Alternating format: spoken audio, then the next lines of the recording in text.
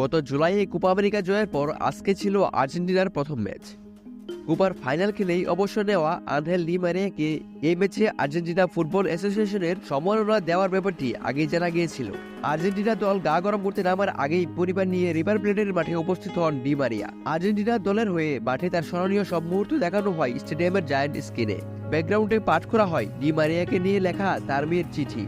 ডান পায়ে গোড়ালির ইনজুরির কারণে আর্জেন্টিনায় আসতে পারেননি লিওনেল মেসি। তবে বন্ধুর বিদায় অনুষ্ঠানে তিনি থাকবেন না তা কি করে হয়? মায়ামি থেকে ভিডিও বার্তায় মেসি বলেন, আমি দুঃখিত যে তোমার জন্য এই বিশেষ রাতে আমি সেখানে থাকতে পারিনি। আমি তোমার জন্য পরিবারকে সঙ্গে নিয়ে একটি দুর্দান্ত রাত উপহার দিতে চেয়েছিলাম। তুমি আমাদের যা কিছু দিয়েছ এবং যা করেছ তার জন্য তুমি এটি প্রাপ্য।